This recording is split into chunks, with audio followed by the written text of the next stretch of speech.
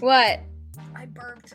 Oh. I was trying really hard not to like burp into my microphone as you were starting it, but I was like, did I miss have to something? no, I have to burp, and I was trying really hard to like hide it. So it wasn't in the microphone. Oh, well. Yeah. Because it It was would have been a gross. nice entrance. Oh yeah, sure, something like that. We would have lost all the 4 followers that we have. They'd have been like, you know what, that's enough. I think 4 is pushing it. Might be 2. Yeah, it's probably pretty generous. God. I like telling these stories though, so I'm gonna keep doing it until you tell me I can't. So I always liked researching and like writing. It's one of my favorite things about school and like college and stuff. I always like researching and writing. And so if I can tell you these stories, I'm going to tell you these stories, right? Instead of just keeping them in my own head. So I like to listen to stories. I was going to say, you don't like to listen. That's for goddamn sure. No, I don't know how to do that very... Oh. Ow. All right. So, Chels. Yeah. Oh, I'm Emily. Oh, I'm Chelsea. And this is Mom Needs a Minute. Oh my god. We are just... killing it today. A mess. Just a mess. Do you want to know how awesome my day has been today? Yes, please, actually. Okay. So it was late start this morning. So I drive Bentley into town an hour late, right? And so Bentley and I are in the car, and we get about 10 minutes from the house. Not even. No, probably like 5. And we're already kind of running late to get him to school on time. And I go, oh, shit. I forgot my folder for work. Oops. Mm-hmm. And I'm like, you know what? It's going to be fine. It's going to be fine. I can just go into my boss's office and be like, hey, can you just print this off for me really quick? So I know what I'm going to do because I forgot my thing. And my boss would have no problem with it. She would be like, yeah, absolutely. Fucking go here. But she wasn't there. No, she was there. But okay. She would have been like, I actually already have 35 different copies of it printed out and sitting on my desk. So here you go. Right? Oh. Because that's the kind. No. So yeah. And I was like, okay, not a problem. Not a problem. And then I get maybe 5 more minutes down the road and I go, fuck. The school called me yesterday and said, we only have 1 more of Maverick's pills left, and we would like it if you could bring more to school tomorrow. And I went, absolutely, sure thing, absolutely will do. Didn't do. Mm-mm. It's one of those things you gotta do right away because you're gonna forget. Yes, correct. And so then Bentley is in the passenger seat next to me, and I'm like, oh, God. And so he's experiencing all of this with me, right? And then he just goes, Mom, did you take your meds this morning? And I went, shit! No, I did not. I was thinking it, but I'm glad he said it. So now to the point, I'm only 15 minutes down the road, and I'm still 15 minutes from town. And I'm like, great. I have not only forgotten my own meds, but everything I need for work, because I also bought a pack of like liquid, like measuring cups. Oh, okay. And they were here too, and I wanted to take them into town today. Did I remember to grab them when I left? Absolutely fucking not. So I forgot everything I needed for work. I didn't take my meds. I forgot Maverick's meds. And like, granted, they had 1 left, so he would have been fine today, and I could have just brought it tomorrow. But I was like, I'm never going to fucking remember it tomorrow. Nope. And so then I get to work after, like, I drove home at that point, right? I dropped Bentley off at school. I drove all the way home. I got Maverick's meds. I took my meds. I got my things for work. And then Patrick asked me if I would bring like a cooler bag into town for later, because we wanted to go to the grocery store. Oh, yep. And like, because Bentley so I picked the boys up at like 3:30, right? Both of them. But then on Wednesdays we have from 3:30 to 4 where we don't have anything. But then at 4, Bentley has piano. And then at 4:30 he has soccer. So we have just a tiny little window in there where we can go to the grocery store. And they wanted like sandwich meat for lunches and stuff. Perfectly fine. But I also didn't grab that. I didn't know about it. until like we got to town, whatever. But I was like, you know what? At this point, I am just going to run back home, which is really inconvenient. And so, whatever. I get my meds, I get Mav's meds, I get my shit for work, I get this little cooler. My dogs are pissed because I said hello and goodbye in the same breath to them. Yep. But whatever. So I get back to town. I take Maverick's meds to drop them off at school. No problem. The woman at the desk at their school is lovely. Yeah, she's nice. She's lovely. And so I walk in, I hand it to her, and she goes, okay, no worries, thank you. Let me get your old bottle back for you, because she knows I like to put them into the old, like I have to give her the new bottle with the prescription date and stuff on it, but she'll give my old bottle back so that I can put his meds still in the same bottle. Yeah. And it still says his name and the med, so we still know that that's his versus it being like in a unmarked thing or whatever. Like a baggie. Yeah. So she's like, okay, here, no problem. I will give you yours back. And I'm like, oh my gosh, thank you so much. Wonderful. And then I get ready to go to work. And I'm like, hey, it's Wednesday. Wednesdays, because I have to go in early, are like my longer days at work, right? I do a lot of prep work for the rest of the week, or for like the next week. I do a lot of like baking and getting shit ready and whatever, right? Because I'm there in the morning from like 9 o'clock on, basically. Yeah. And so I'm like, great, fabulous. I have it under control. I have all the time in the world. But it's like 10:15 by the time I get back to town. No problem. So I'm working on everything else. I'm getting snacks prepared for the week. I'm baking things. I'm getting this done. I'm getting that done. I'm getting shit like portioned out, whatever, right? I'm getting my shit done. And then I'm still thinking, I have all the time in the fucking world. Because I'm only doing pizza, so I only have to, 15 minutes or so, right? Well, I, in my dumb brain, even with my meds, was still on the previous time of noon for lunch and not the current time for 11:30 for lunch. Uh-oh. Mm-hmm. Yeah. So it's like 11:15 and I'm like, oh shit. Oh no, I do not have nearly as much time to get this shit ready as I initially thought I had. Oh no. And so, so it's been a day. Oh. Thankfully, it did only take me like maybe an extra 5 minutes to get all the like everything cooked, plates ready, and everything ready to go. But I was like, oh no, I am not going to be ready in time, because I was banking on that extra half hour for whatever reason. I've been like all school year, so weeks now at this point, 3 weeks now or whatever. Yeah. Oh. It's not at fucking noon. I know it. In my noggin. I know it. Doesn't matter today. That's where my brain was today, and that is why I need a minute. Oh. And also my story is why I need a minute, because I went to pick out something that I was like, okay, this is like a cutesy little story. It's going to be short and sweet and simple, and it's interesting. And I was the most wrong I've ever been in my entire life. Yeah. This is not short and sweet and cutesy little baby story. It's not fun. It's not cute. It's not anything what I wanted it to be. As I was looking into my initial story topic, I was like finding other little things like, should look more into that. Oh my God, what? Oh my God, what? And just I kept adding to the list of shit that I needed to look at for this fucking story. And now it's turned into like a multi-parter on accident. Hey, that's okay. And I'm so mad at myself.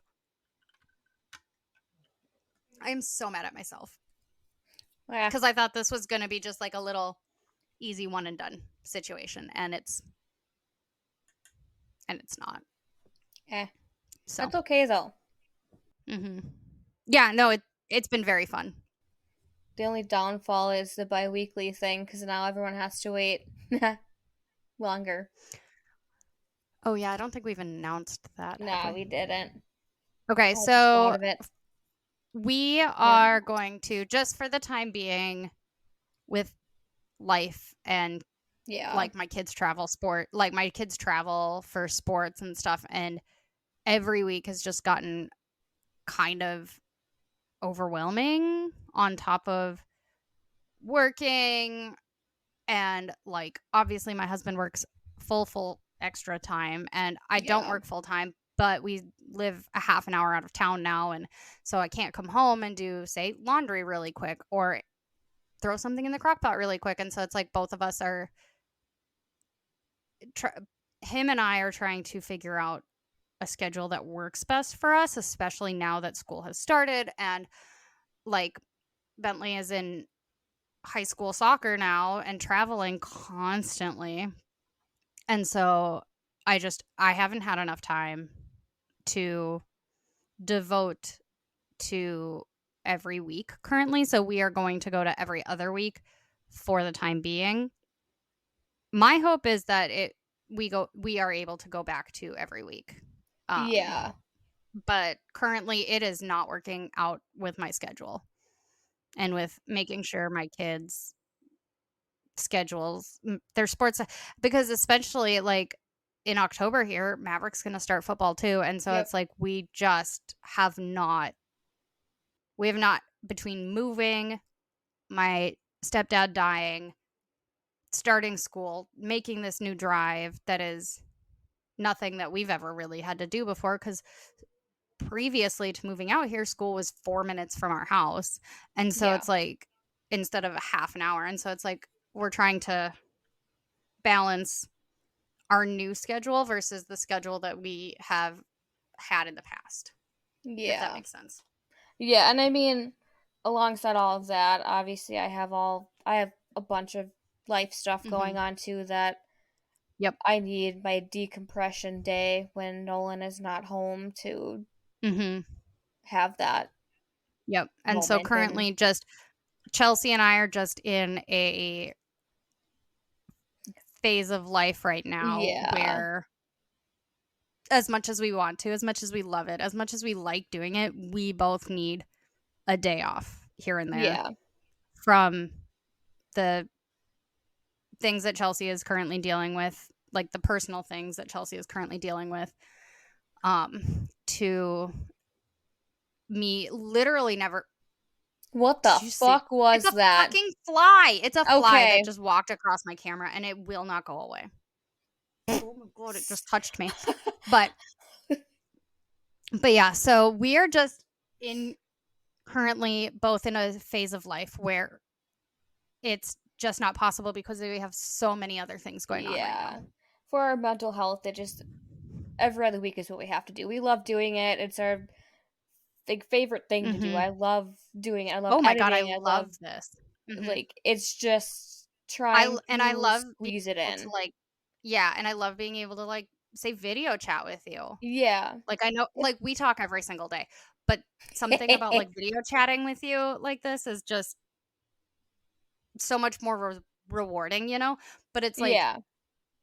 and so as much as I love it, I physically do not have time. Between No. like I don't even have time enough to organize my house after moving, and it's been like 6 Yeah. months. So, Yeah, and that's what I found too is like no like when Nolan's here, I want to spend time with him. And so yep, when of he's not course. here, it's though that's my time to get stuff done. But on the weekends is when we Mhm. like Michael has a younger brother and he's in sports, so we do all of that or Mhm. we go visit And you family. travel a lot for him, and then Yeah. you visit family, and your family doesn't live very close, so you have to travel like for a Yeah. full weekend. And so it just currently we are, like I said, we're in that phase of life where it is just not working for both of us, and we are going to go to every other week. One, so that I can give you better stories, like more researched stories. I have time to do more research on them and fill them out the way that I like to. Yeah. Um, but I also have time to watch my kid play soccer, and Yep. I have time to do things around my house, like organizing my house because it's a fucking nightmare, or laundry or whatever. And Chelsea Spend also time with has your time. husband. Yeah, or Chelsea also has time to spend time with her kid when she has Mm-hmm. him for the day or whatever. And so it's like we will get out of it eventually, but this is just one of It's, those times that it's yeah. not possible. So Yep. I hope everybody understands and respects that, because I know everybody has those moments where life is just getting to be a lot of Yeah. adjusting and figuring out, and it's just a lot. And Definitely. everybody needs to take a step back every now and then, and everybody needs to be able to tell themselves that that is okay. Yep. Exactly. Yep. Yep. So, so Perfectly said. Chelsea, Well, anything else as to why you need a minute? uh, well, you know why. Mm-hmm. I don't know. I don't really know, honestly. I can't even think. I mean, Just today's kind of my, the personal stuff that we're not going to share right now. yeah, there's that. Okay. Yeah, Yeah. that's about it. I mean, Mm-hmm. Ooh, but everybody, you're releasing this on Saturday? yes. Okay. It is currently September 18th. I want everybody to make Oh, sure yay. that you hear this on Saturday. Everybody goes in and tells Chelsea happy birthday, because her birthday is tomorrow on Thursday, the 19th. And everybody needs to tell her happy fucking birthday because she's a rock star and she's a fucking champion. And so I don't know about that. she deserves to be celebrated. So everybody, I know it's a day, 2 days late, but everybody tell her happy birthday. Oh, yeah. Being in Oh your yeah. 30s is so fun. I have realized, though, recently, now that I'm like closer, like, well, I'll be 32, I'm like losing my shit, man. Honestly though, I have enjoyed my 30s more than I enjoyed my 20s. Oh, no, Like I mean, I got married and I had the boys in my 20s, which like work of art. I love it. Wouldn't change it for the world. Well, you have Nolan though. But yeah, I got him. yeah. But I like well, I like the majority of my 30s. They've been fucking rough with both of my dads dying and a whole lot of I, other just shit happening. But I really do but they're feel like great. but I really do feel like I appreciate my 30s more than I did my 20s, right? I feel like in your 20s, you care so much about everything. Mhm. And in your 30s, you're kind of just like, fuck it. Not my You problem. know? Yeah. Mhm. I feel like I Yeah. just give less shits now. If Which that is even makes honestly, sense. yes, it does, which is healthy though. It's like you're not thinking, Yeah. oh my god, this person is saying this about me. It's like, okay, so what if they fucking are? I want to know. Can you tell me? Can I I help want to you? know. Like, Yeah. Did Are you saying? Yeah, I can clear up what did some I fucking do? I questions want for to you. know. Yeah. Why am I so why are you so threatened by me that you feel that you have to talk about me? I will answer some Right? questions if you'd like. Like, no, it's fabulous. I honestly, I do Hmm. like my 30s more than I liked my 20s, and I really do Yeah. want to turn 30. I know you didn't. I You did was not. not at all, and I will Mm-mm. be. Oh my god, I'm gonna be 34 in 2 months. It doesn't seem like it. I know. Tell me Huh. about it. Oh, whatever. I feel like when you're Yeah. this old, though, your birthday's just another day. Yeah, I can definitely see that. But for you, cause of celebration, so everybody has to go and say happy birthday to Chelsea. Haha. Find our socials: Instagram, Facebook, TikTok, all of them. Find them and tell Chelsea happy birthday. So, all right, Chelsea, are you ready for what was not initially going to be your birthday party or your birthday present until I started digging more into it and it just got twistier and twistier? And now this story is your birthday present because holy shit, did I find a good one. Are you ready? It's, yeah, it's probably gonna be the best birthday present ever. I love your stories. I can't wait till you see like, I can't wait to hear what you think at the end of the story. So, all right. And go. On May 11th, 1889. So it is kind of an older story, and I know you like the newer ones better, but hold tight, okay?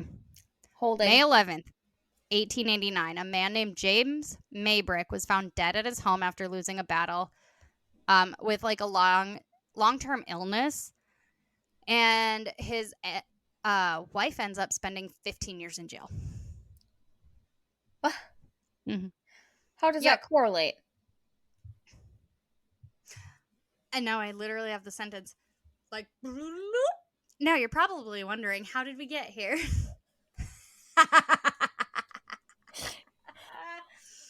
This is what happens when you have too much time to work on a story. This is very like 90s, early aughts, or early 2000s, like Disney's Yeah. premiere. Now you're probably Yep. wondering how we ended up here. Okay, well, I'm going to tell you. Oh, Which, okay, first I'm of all, I ready. thought that was going to be fun. And I don't regret it. So, October 24th, 1838, James Maybrick is born to William and Susanna Maybrick in Liverpool, in the UK. He was born after his brother James in 1837. However, the older James passed away at 4 months. And so our James, the one that we're going to talk about, was named after him because he was born just the next year. Does that make sense? Yeah. Yep. So the family lost their first baby, James, and they had a second baby very quickly afterwards, and they named him James in honor of their first baby. I don't know Does if that I make could sense? do That that, makes but sense, though. yeah, it makes sense. I I just don't wouldn't. think I could. Okay. I would maybe make it a middle name, I guess, but I don't Yeah. know. I could see them making James a middle name, absolutely, Hmm. but you know what? It's the 1800s. Who am I to judge? And each their own. Um, You do you, boo. exactly. So James is, as far as I can tell, the oldest of the surviving children. Right after the original James passed away, this James is the oldest of the surviving children. Right. Okay. Yep. In 1848, however, unfortunately, his 4-year-old brother Alfred also dies. I'm Do you know assuming why? I'm assuming it's illness. Honestly, Yeah. I really do. I don't know. As far as I can tell, it's not something like neglect or abuse or anything from the home. It does seem like the parents were, Yeah. I mean, typical parents for the time, obviously, like a bit abusive, as we would call it now. But I really do think that from everything I read, it does seem like they just got sick and couldn't recover from it. Okay. So his 4-year-old brother dies in 1848. So he's about 10 at that point. The family also has 4 other sons. So they're a family with 7 children total and 5 surviving. Does that make Okay. right? So Yep. William, whose birth year I cannot find. I couldn't find it. Thomas was born in 1846. Edwin was born in 1851. And actually, in 1841, only 3 years after James was born, his brother Michael was born. And Michael apparently became a pretty famous composer under the Oh, stage name Stephen Adams. And like he wrote like a lot of really apparently famous work. interesting. That's cool. Right? Yeah, isn't it? And Hmm. then William becomes a carpenter, and James, Thomas, and Edwin all join in the cotton trade. Right. 1800s cotton trade, top notch. Right. Yeah. So, oh my God, this fucking fly. If I just punch my fucking computer out of existence, don't. This fly it's like the fucking exorcist. Oh my God, what is it? Oh my God. This like scary movie, right? You remember the scary movie franchise? Yeah. Where it like makes fun of all these Yes. actual scary movies. Okay. Yeah. That's how I feel like this fly is. It's like it's like a fly and it's just hoarding me and it's climbing on my, it's just too much. It won't go away. No matter how many times I like swat at it, it just like circles back around to me. And I know I need to shower, but my God. I know I need to shower, but my God. Hi, Michael. He can't hear you. He's Emily says hi. Hello. Thank you. I don't want him. Take him with you. I don't want his butt either. Look at Lofus. I don't want that one BK. at all. He's stupid. I will snuggle with you, BK. Tell Michael to bring BK. He has to drive. I have been threatening BK of that. Thank you. He has to drive all the way out here, though. So, okay. Yeah. Three of the brothers become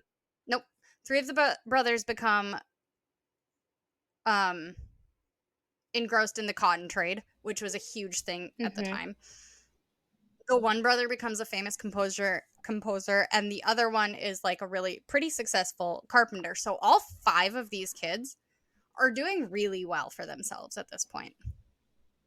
Okay. And James specifically becomes quitty.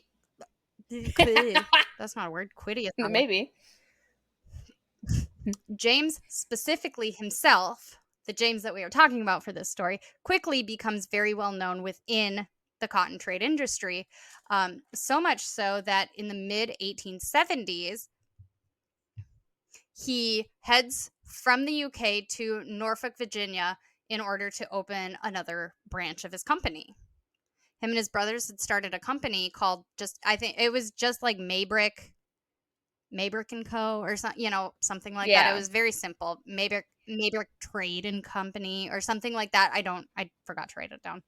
But it's something really simple like that where it's clearly their business. It's named after them. Okay. It's clearly their business. So he heads to Virginia and in order to open another branch. So he arrives in the US, but 3 years later, he contracts malaria. He's still in the US. Oh. He gets malaria. Leave the US. Big bummer. Yeah, right? Fudge. So initially, he's being treated, after becoming sick, initially he's being treated with quinine, which doesn't work for him. And like these are all meds that we would never use now. Yeah. Right? Quinine is not something that we use anymore. Although, as far as I looked it up, it was only like disbanded illegal completely in like 2010. What the fuck? Which seems right? Yeah. Okay. I Googled it and I was like, when the fuck was the last time we used quinine as a medication? Well, who right? is still using it? That's the next question. You know? Honestly. It may be legal, but if someone's still using it. What? Why was quinine discontinued? The name scares me. So in 1994, the US the FDA bans it from over-the-counter drugs such as those used to treat leg cramps, and due to a warning from the FDA in 2010, the practice is essentially completely disrupted or discontinued because it's associated with life-threatening side effects. So it was 1994 when they were like, might not be ideal.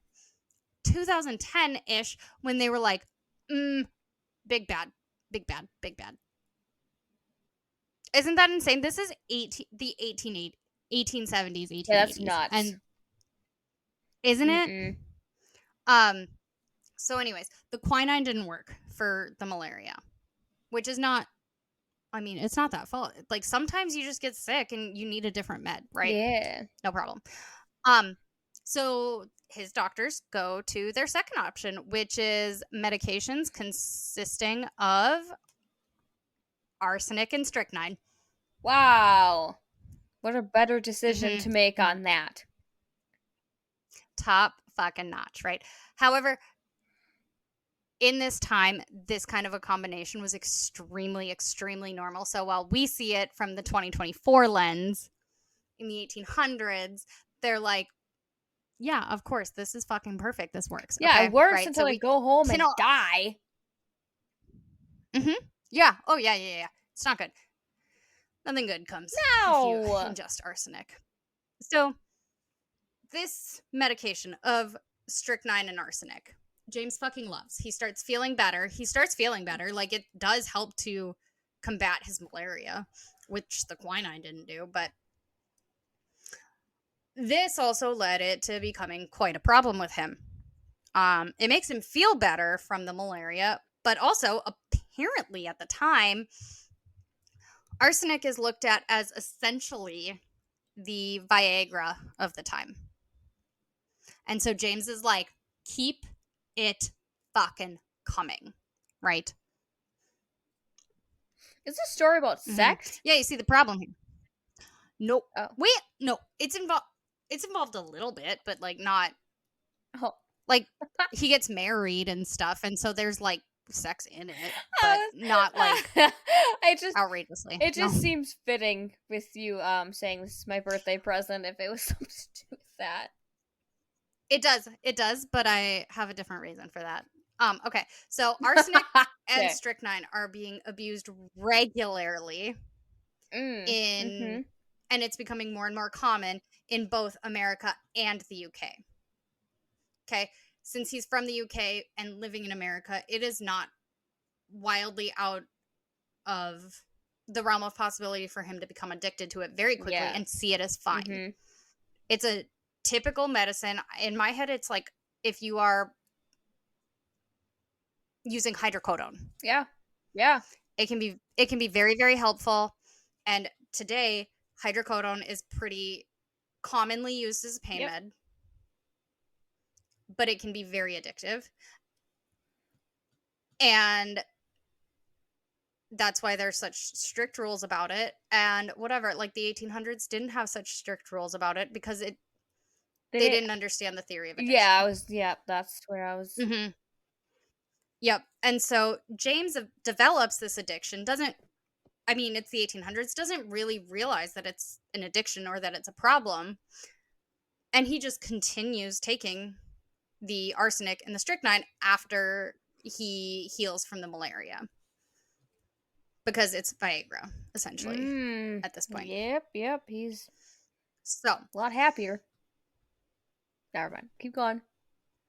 you don't say people on meds or drugs or. Anyways, no, I'm not saying anything about addiction. Addiction does take place, like, is a big part of this, but what happens in the story is not because of his addiction. And having an addiction does not make you inherently bad or inherently like a shitty person. No, Right? and addictions can be such like different things though. Like you could be addicted to freaking Yeah. water. Like it doesn't. Yeah. No, it's Yeah. not. So when I sit here and kind of I do paint him as an arsenic addict. And he's not a fabulous guy. I don't want it to come off as me saying it's the addiction that caused him to do X, Y, and Z. Yeah. I want it to come off as this was a big, huge problem in his life, and this is the story around it. You know what I Yep. mean? I don't want to make anybody that's listening to feel bad about being an addict or knowing somebody or even being sober now and feel like I'm making like addicts feel bad. I don't want that at Mm-mm. all. It's just a part of I'm the saying story, and he it's ha yeah. yes, he has this addiction and it does become a big player in the story, and I he's not a good guy, and I think it does have a lot to do. I think his addiction does really help him be a really crappy person, but I don't think that he's a crappy person because of his addiction, if He that was makes probably sense. crappy before. He was. Hi, buddy. Hold on 2 seconds. I'm going to say goodnight to the Oh, boys. yep. Come over on this side. Hi, sweetheart. You going to bed? Yeah. All right. Say hi, Chelsea. Hello. Hey. Hi, Chelsea. All right. Oh my god. It's a stark difference between Yeah, how tall they it's are, isn't like, it? what Bullshit. the heck? Bullshit. Bullshit. Good night, Bubba. Leave now. I love you. Good night. Is he wearing? Just because I'm as tall as you. I don't want him next to me. I don't get to. He can't stand next to me anymore. It's a rule from now on. Oh no, there's no I way think he's. we're about here. Yeah, he's gonna be higher than me for sure. Taller than me. Oh no, I'm saying he's about here right now. Nolan is pretty freaking. I don't remember what he was 4 something. I'm only 4'11". Nolan is catching up either end of this year or beginning of next. I'm screwed. I told Bentley that I'd be surprised if he's not taller than me by Christmas. Oh yeah, I mean he's in that age where growth spurts like just happen. I was gonna say he's only like eyebrow. He's like eyebrow height right now. He's only got to go 2 inches by Christmas. He's 12, almost 13. Like no. Was he wearing a one-piece pajama? He was. He likes onesies. And they're so snuggly. That's why I asked. I was like, that is like the cutest thing ever. I can never get myself to wear them.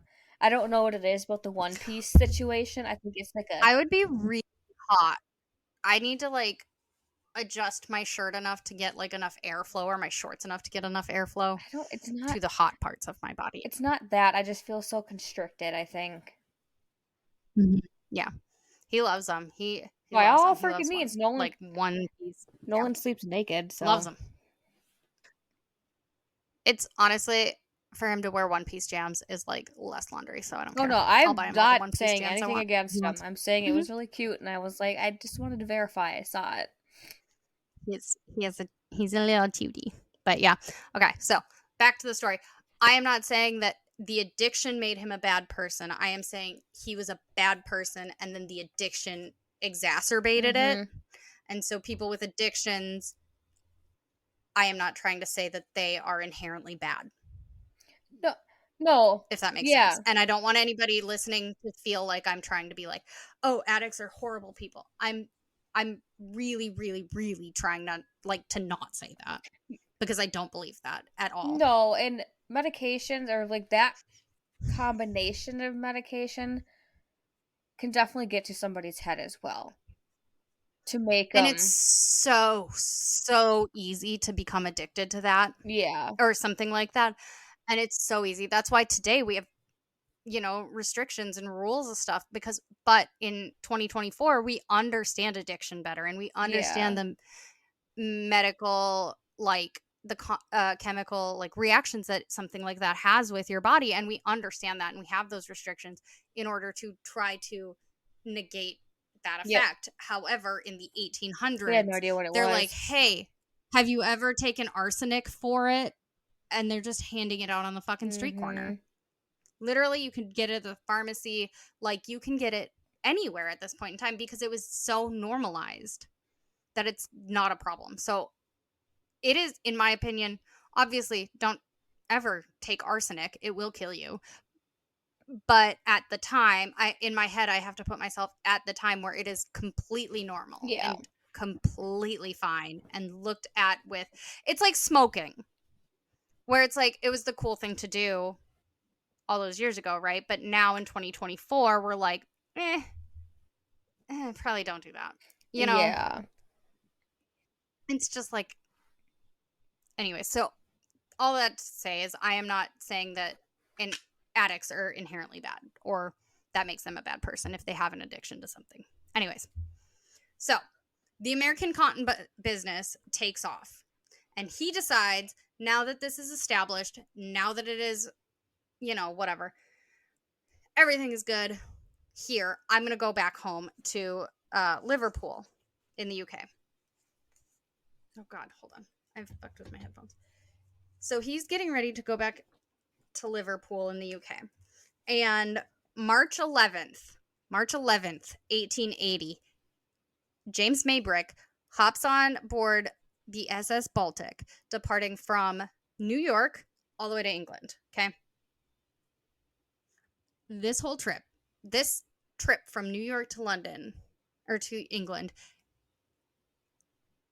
is about to be like the domino effect, right? This is the problem. This is where the problem really starts. Okay. Is this trip. So, on board of the SS Baltic on March 11th, 1880, James is introduced to the Baroness von Roke and her daughter Florence by General J.G. Hazard. And Florence, who is 17 at the time, and James, who is 42 at the time, really hit it off well. Oh God, I know where this is going. You see why I said it's not addicts that's the problem. It's this man is the problem. It's his brain. It's this man. Oh. The arsenic is not helping, No. but it's this man. It's this man. It gets worse. It gets worse. Good. I love that. So Florence was described as just this beautiful 5'3" strawberry blonde and with blue eyes. Like and her pictures, she's very cute for the time, in my opinion. She's very cute. Okay. She's very cute. I mean, obviously all of them are black and white, so I can see her being really cute though, right? Strawberry blonde, blue eyes. Come on now. And so James here is immediately enamored. Doesn't matter that he's 42 and she's 17. I want that to be very fucking clear. He is 42 and she is 17. Yeah. Doesn't matter. No. But he is like, look at this beautiful, beautiful, perfect human being. So the trip from New York to England was only 6 days long. And during those 6 days, James and Florence were hardly ever seen apart from each other. No. Yeah. So now I'm sitting here thinking, like, what the fuck is a 42-year-old man doing hanging out with a 17-year-old girl he just fucking met? Nope. The red flag. No. And spending so much. Yeah, we need that guy from TikTok that just runs around his backyard with a red flag or, Yeah. I love him, by the way, but oh my God. This is insane. So, before we get into this story, we're going to go back and like Florence's backstory, right? We did James. We saw his parents. We saw his family, whatever, his siblings. James was married though, right? Not at this time. Okay. No. To this point, as far as we have. Okay. He's single. Okay. Essentially. I couldn't remember what was said. I was focused on the arsenic. No, but he's 42 and she's 17. Yep. And that should be where we're focused. I was just asking. So, yeah. No, I appreciate that. Because honestly, it's a good point. It's a good question to ask. No. As of he's not married. Okay.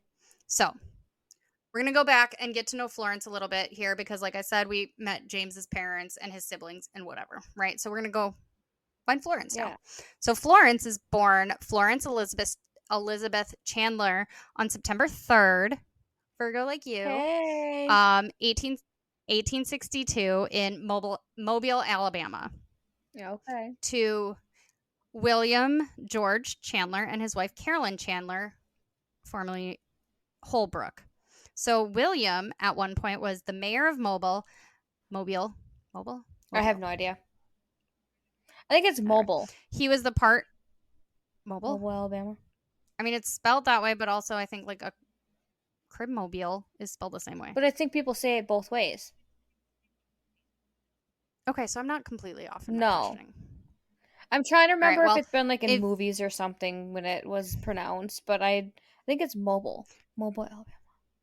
If anybody knows which way I should be saying it, I apologize if I say it the wrong way, but please let me know because I love learning new things like that. And I won't learn it if I'm not told. So, constructive criticism is always welcome. Heck yeah. So, at one point, William is the mayor of Mobile. He was also a partner at the banking firm St. John Powers and Company, as well as a property owner. So he is doing pretty well. Oh, yeah. I'd say. Caroline comes from a family that is so well established that it could be traced back to the English aristocracy. So she's like a version of royalty as well, Oh, in her own right, okay. but from the other side of the pond. So all that to say, they're a pretty fucking wealthy family, right? Yeah, obviously. So they married, William and Caroline married in 1858. And at that point in time in this place, William was considered like the most eligible bachelor. And Caroline just happened to catch his eye. Huh. Lovely. Lovely. Yeah. Good Right? for them. No worries, right? They get married. They're both about the same age. Nothing weird there. Perfect. He's wealthy, she's wealthy. Perfect. We have no problems with this. So jury's out on her if she has siblings or not. A lot of the articles don't mention or reference a sibling, but one does mention that they had a son, Holbrook St. John Chandler, who was born shortly after the wedding. And then, like 3 years later, Caroline finds out she's pregnant with Florence. And this does make sense to me that they would have had this older son because he is referenced and mentioned in other articles. Okay. But there's nothing like I only found like okay, she came into the world with like mom, dad, and brother only in one article versus like okay, so in the future, so her brother, whatever, and it's Yeah. like oh okay, where did the brother come from then, right? So I'm inclined to believe that she does have this brother Holbrook, even though I only saw it in the one source, Okay. if that makes sense. Wasn't that the mom's maiden name? Holbrook is the mom's maiden name. Okay. Yes. So they named The son. the son I like Holbrook. that. Yeah, Yep. I like that. That's why I After, asked. isn't it really? Honestly, isn't it I just loved, the yeah. cutest I thing? love it, actually. It's really My unique. mom actually, honestly, when my mom married my stepdad, when she changed her last Mm-hmm. name to be his Yep. last name, she changed her middle name to be her maiden name. And so now my mom's full legal name is her first name, her maiden name, and her married name. Mm-hmm. She's on to something. Isn't I it think I a might take phenomenal notes. idea? I might take Isn't notes. it a fantastic idea? So now that's her full legal name. She does not have like the middle name that she originally had. She switched her middle name to her maiden name and then took my stepdad's name Okay, I love as that. her last name. I literally might do Isn't that. it's so good? Mm-hmm. It's so good, isn't it? Yeah. So, yeah. Okay, so anyways. Yes, the son's name is Holbrook as the mom's maiden name. Love it. So, Okay. unfortunately though, like I said, 3 years the son Holbrook was born right after the marriage, and then 3 years later, um, Florence. Caroline is expecting Yep. Florence, and literally like a month before Florence is born, William dies at the age of 32. Shh. Oh my god, don't say that. From inflammation of the brain, which I know you're gonna love this part because I can make you feel better. Which is he died of inflammation of the brain at 32 years old, which is now known as encephalitis. Typically, it's sort of caused by an infection that could either be bacterial or viral. And from what I read, encephalitis could kill like 40% of people in the 1800s or more. But it seems like it's closer to less than 10% today. So, Well, that's promising. That's see, good. I told you I can make you feel better. No, I still don't. No, I think I Well, got an inflamed brain. I don't think you do. I think you're okay. Well, I can't You have a remember fever? anything. You have ADHD and Oh. trauma. It's Oh, a yeah. symptom of that. Oh. So Okay. Then so I'm good. now Carolyn is a widow with a toddler and a newborn. Fuck that. one right 1 year later in 1863, so a year after William dies in 82 or 62, I'm sorry, in 1863, now she marries Captain Franklin Bosch de Berry. Mm. The next year, 1864, Franklin was injured in battle and he dies due to those injuries. She needs to quit getting married. She's killing these men. Not really, but Hold on. Fun fact, though, Franklin's father, this has literally nothing to do with the story. I just found it interesting, okay? So Franklin, her second husband's father, her father-in-law, was a close personal friend and personal physician to Joseph Bonaparte, the brother to the infamous Napoleon Bonaparte. Am I supposed to know who that And is? also, you don't know who Napoleon Bonaparte is? Yeah. Okay. No, you don't. Okay, whatever. Moving on. Also, his mother Okay, I'll look his it up. mother was the widow of Benjamin Franklin Bosch, who is the grandson of the one and only Ben Franklin. Okay, well, I got that. Please tell me you know who that is. I do. Okay, thank you. What was it? Napoleon. Napoleon Bonaparte. Oh, there it You is. I type got in Napoleon P. Yeah. Dynamite came up first, just so you know. No idea. Okay, moving on.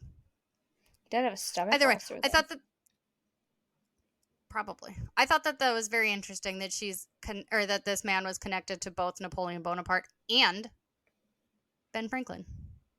So, How would I know this guy? history class. He was like a huge conqueror. He's French. He's just Oh, I massive got it in now. like world history. Mm-hmm. I didn't. Oh. I didn't excel very far in history. I figured you would at least know that one. No. Mm-mm. We can talk about Okay. the big Can we? Can we? we can Are you sure? This is not anything similar, but this is one thing I remembered from like history is when no, what is it when it's a bunch of like hippies get together and do drugs and a Like, bunch of music. Fuck. like Woodstock? Yes. Yes. I was gonna say I Woodstock, don't. but that's legit. Woodstock. I know about that. I liked my Do history you? teacher at that time. Do you know about that? I had to Yeah. tell you what it was called just now. It was like on the tip of my tongue.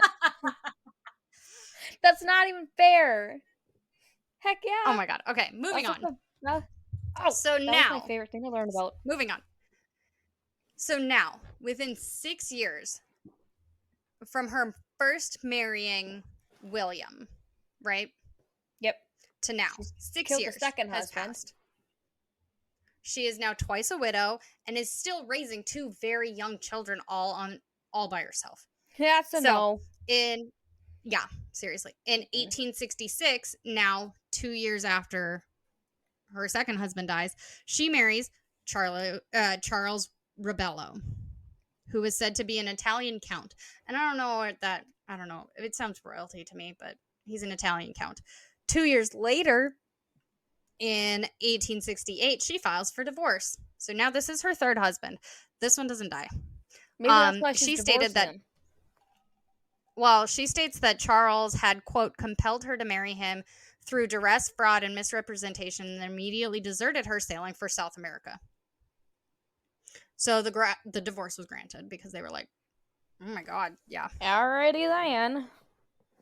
So now, her fourth marriage takes place in 1872 in Germany to Baron Heinrich Louis Adolf von Roch.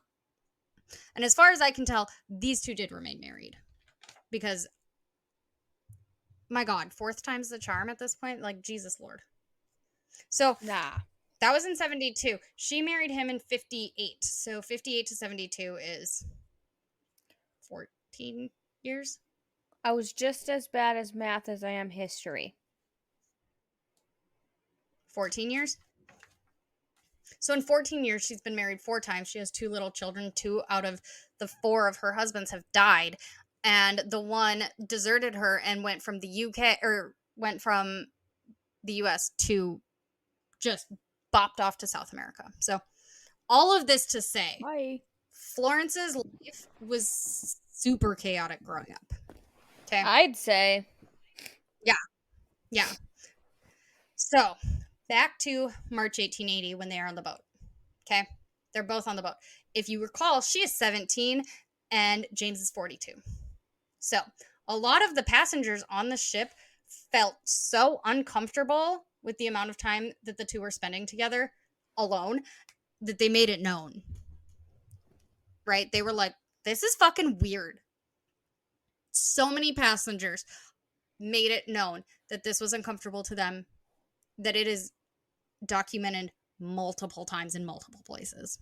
Good. So, and like, I'm uncomfortable with it too, right? Yeah, I'm I'm uncomfortable with it thinking too. about it. Right? He's 42 and she's 17. No, absolutely not. Absolutely She's not fucking even like So, matured. nope. She's 17 Oh, and he's duh. 42. So, 42. by the time the ship arrives in Liverpool, only literally 6 days later, James and Florence had already agreed to be in a long-term committed relationship. And at the time they departed the ship, they decided that if they still felt the same, in a year they would get married. Now I know what you're thinking. This in of itself. Do That's you the know true what crime. I'm thinking? This in itself is the true crime. Oh, This is no. not even close to the most problematic part of this story. So, keeping in mind, July 27th, 1841, 43-year-old James and 18-year-old Florence get married in the St. James Church in London. And at this time, Florence was often described by many as, quote, being quite pleasing to the eye. At least she's 18 now. I Nobody don't seems fucking to know. care that she's a fucking child. Nobody Yeah. seems to care that she's a fucking child, but okay. She's just pretty. Pretty young. So, like, good for James. Yeah. So, like, good for James, though. She's so pretty. She's quite a looker. Okay. Yeah. Fucking gross. So, Mm. yep. So, one author from, it was like a paper, like a published paper in like the 1960s says, quote, as events unfolded, it is now clear that the marriage was founded on, in part on avarice and deception. While unquestionably sincere in his affections, James was intrigued by the Baroness's glib tales of a vast tract of southern lands that would someday be inherited by her daughter. The mother, for her part, was nearing the end of her financial rope and envisioned a life of ease in her twilight years with the aid of a seemingly rich son-in-law. Genuinely in love for the first time, Florence was an innocent pawn in this game, dominated by her mother, bedazzled by her bridegroom. End quote. Which, yeah, I could see that. I could see her mom being like, this dude is fucking rich. And he's like, this girl is going to inherit a shitload from her parents when they die. And let's team up. And Florence, as a 17-year-old child, is like, oh my God, I love him so much. Because, yes, of course she fucking does. Because she's being groomed. And yeah, and he's giving her attention and making her feel special and yeah. Yep. So after the marriage, the two go on their honeymoon in Bournemouth, which honestly, I Googled it and it looks like just the cutest little coastal English town, right? Okay. Adorable. Okay. For the next roughly 3 years, they spend a lot of time living between Norfolk, England, and parts of the US in order for his business to continue to work in both countries. Okay. So in 1882, the couple welcomed their oldest, James Chandler Maybrick, who they called Bobo, which is adorable. Bobo. Would Bobo. And then in 1884, James replaces his brother Edwin as the main buyer for the business, Maybrick and Company. And at this time, James, Florence, and baby James have to move to Liverpool full time in order to take this role on from his brother. Yeah. So in 1886, the couple welcomes their second child, a daughter named Gladys Evelyn Maybrick. Gladys Evelyn is just the cutest fucking thing. It is. Gladys Evelyn, adorable. So now they're a family of 4. It's 1888, and James and Florence take out a 5-year lease on a home named Battlecrease House in Aigburth, in Liverpool. It's Okay. near the Mersey River. I should have looked it up better.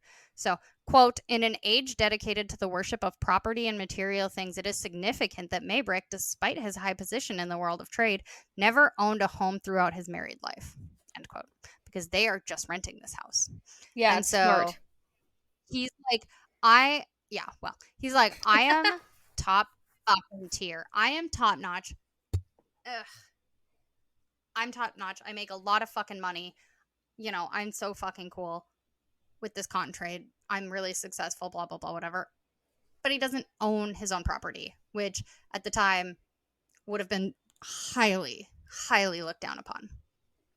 Right? Yeah. So during their lives together, Florence makes quite the impression on the social circles that they frequented. And she found and the ones that she found herself in due to James's status in the community, right? He's wealthy, he's successful, whatever. So the two could often be found at important balls, social events, and other functions.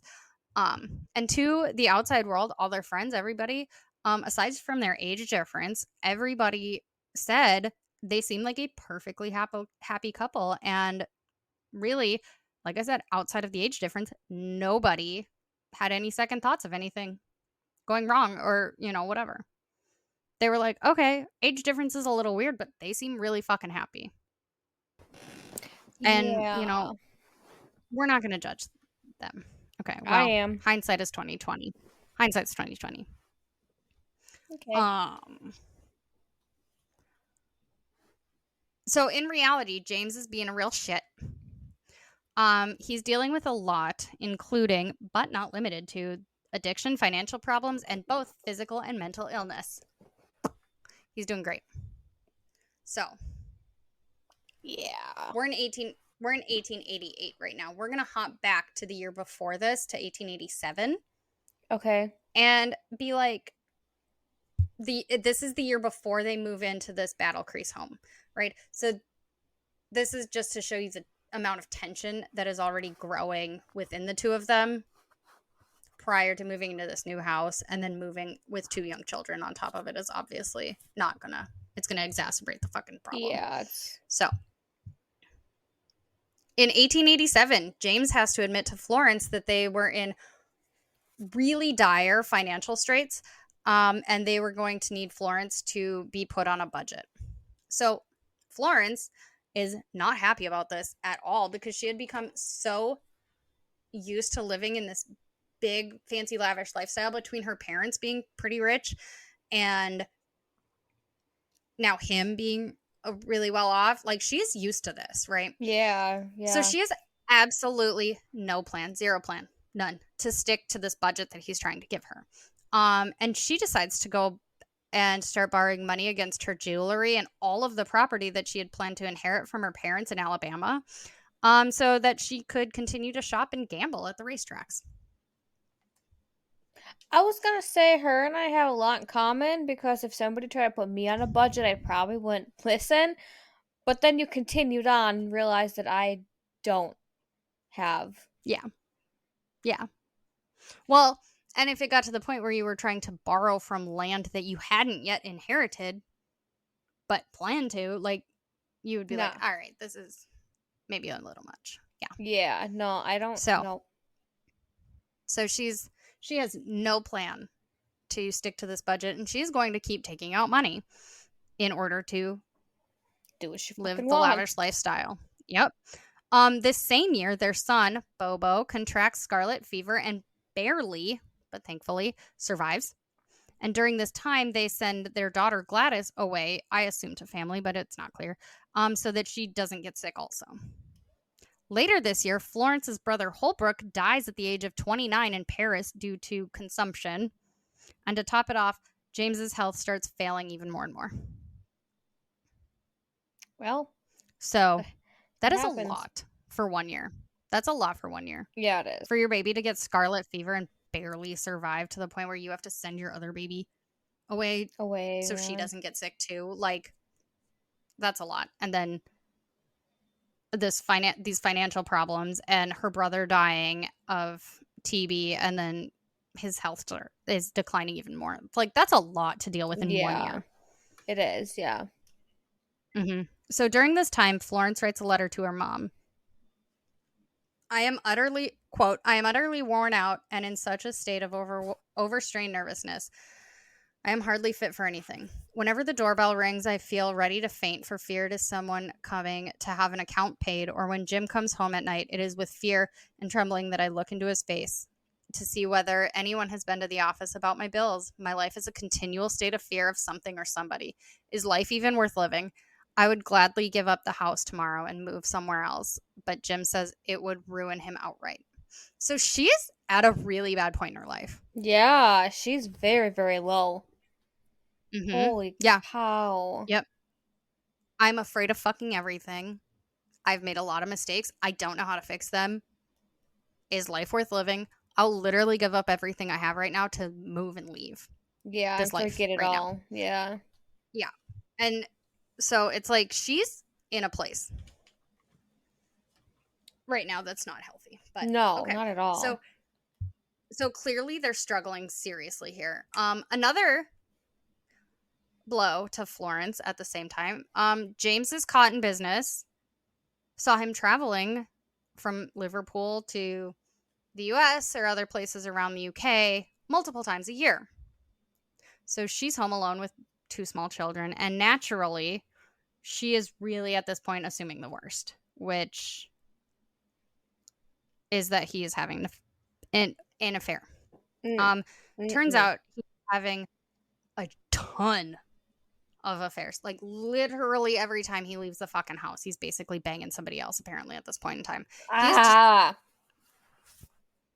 yeah, this is where the arsenic Viagra thing came into Yep, place, right? there He's it just is. banging everybody across England and the US. All of Ew. which, yeah, Gross. all of which are considerably younger than he is, presumably in the late teens, early 20s, as is his wife, or as was his wife, right? I was. Mm-hmm. Yeah, so I'm not, Eek. it's not bad. Is it So patterned? unfortunately, yeah, yes, clear pattern that in his 40s, he is very much attracted to late teens, early 20s, right? People he has Jesus. no business even thinking about. Yeah. No. So, unfortunately, 1887 is when Florence discovers the existence of a woman named Sarah Ann Robertson. Do you want to know what Sarah Ann Robertson has done? Yeah. Maybe. Okay. So Sarah Ann Robertson is called the quote original Mrs. Maybrick. End quote. Oh. Yep. But Okay. this is his first marriage. His marriage to Florence is his first marriage. So, in 1851, it's found that she is living in the Whitechapel district of London, which is about 4.5 hours away from Liverpool, which is honestly, to me, that's not that bad. But in 1800s and in England, it might be terrible. I don't fucking know. But he frequently worked there for his cotton business, right? Yeah. Something else too. Yeah.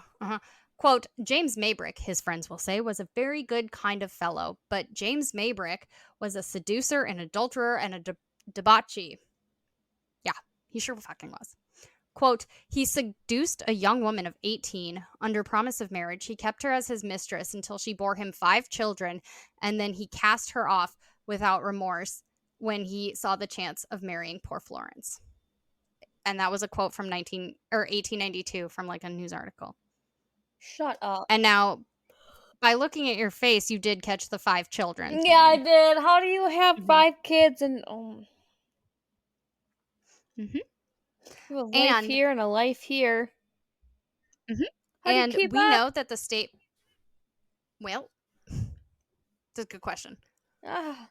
We know that the statement of him casting her away as soon as he married Florence is false, because when Florence discovered the affair in 1887, after they had already been married for 7 years, Florence discovered James, was sending Sarah £100 a year for more than 20 years. And he put her on a budget? Which is the equivalent of 16,478 pounds today, which, as far as I did my math right, was about $4 USD back in the time, or roughly $21,833 today. So he's sending her a fair fucking amount of money. Yeah. Mhm. Yeah. So Florence confronts him about this information, right? She's like, "Hey, who the fuck is Sarah?" And he, quote, seemed impassionate and showed very little compunction from then until the death of James Maybrick. The couple slept in separate chambers. Yeah, I can As see they it. should. So, about the 5 children, unfortunately, they all did pass away either during infancy or very young children. So, it's not necessarily, I mean, he certainly abandoned all of them, right? Yeah, He yeah. certainly did.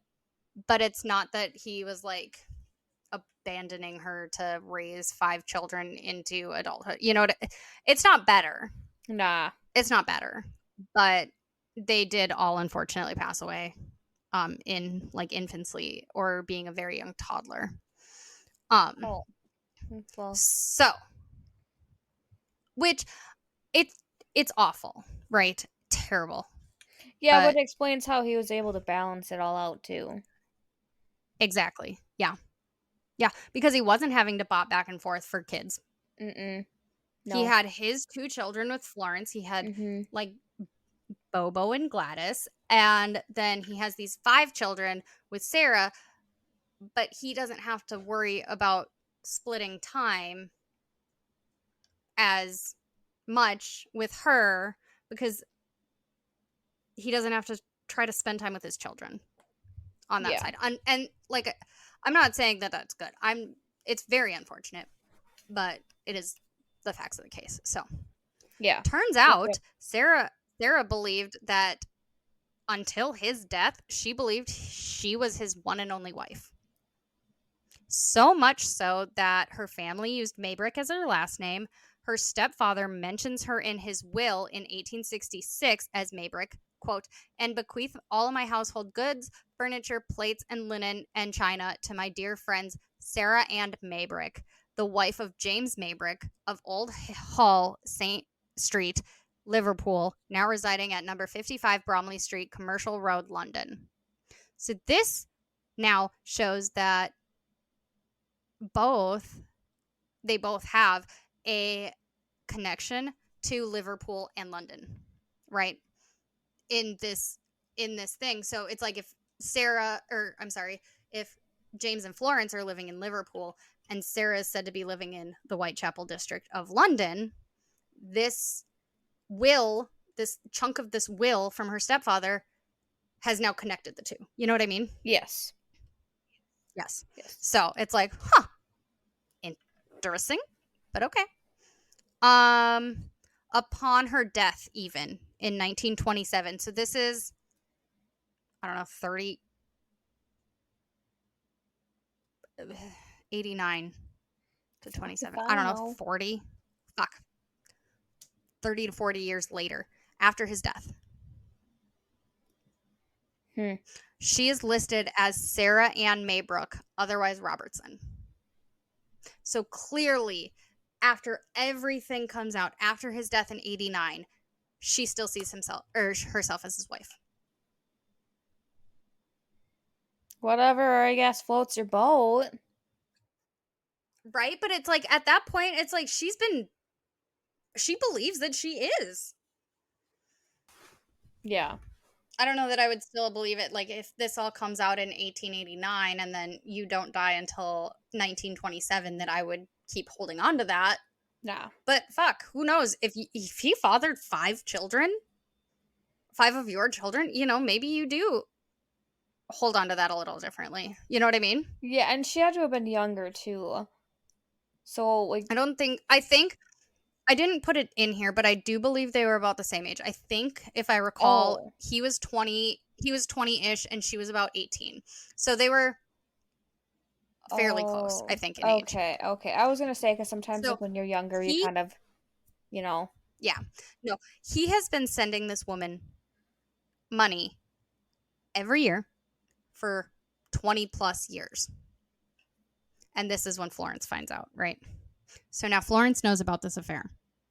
Florence starts her own affair with a man named Alfred Brierly, who was a cotton merchant who worked with James. So Florence went, fucking bet. fuck you. Now, Watch me. now either this could have been most people, most things that I've read believe that this affair was started literally just out of spite and revenge versus her, say, being lonely and looking for company or something like that, right? Mm-hmm. Most people are like, no, she did this on fucking purpose. Work of art. Okay. So her affair with Alfred here is found out very, very quickly, likely because she wanted James to know about it, because she was like, if you can do it, I can do it too. I can do it Sucker, better. right? I can do it better and I can do it bigger and better. And I can sleep with essentially one of your coworkers. Go fuck yourself. And it took me no time at all. I don't have to send him money every year for 20 years. Who's winning? Not you. Not you, baby. And so honestly, I'm kind of with most of the sources that I read in that she was doing this, having this affair out of spite and I'm out of going with that. revenge. I'm going with that. It's I hope funnier. so. Honestly, because she fucking deserves it, because this man is literally sleeping with anything that will, Look at him and essentially. Yes. yeah. Yes, essentially. Yep. So, James finds out about Florence's affair now, quote, affair. So Florence writes to her mother, quote, he violently tore up his will, which bestowed everything upon her, Florence, and vowed to make their children the sole recipients. All right, cool. Whatever. I guess that's unfortunate on her part, because like he's the one that had all the money, and because she married him, he's British, and she married him and moved to the UK. She no longer has her American citizenship. And so she's like, that fucking sucks. Like, I can't even, like, I don't have British citizenship if you're fucking dead. Shit. Right? Whatever. Yeah. So now we have financial trouble, illness, such as the scarlet fever for Bobo, and Gladys being sent away so she doesn't get it. Florence's brother dying of consumption. James is failing health. And now all of these affairs are out in the open. And we can add one more thing to the plate. No. The addiction to arsenic is now being discovered. James was able to keep it under wraps for a while, but For a eventually it'll while, start that was a spiraling. long time. Yeah. It's like Holy 10, cow. 10-ish years, yeah. Yeah, it was So a it turns while. out, like I said, if you remember, James had malaria in the 80s or in the 70s, and he was treated successfully with a combination of strychnine and arsenic. And like I said, it was also considered to be the Viagra of the time. So he literally never stopped using it for the rest of his life. However, he did keep it under wraps when he was not like being treated with it by a professional for an actual reason, right? Yep.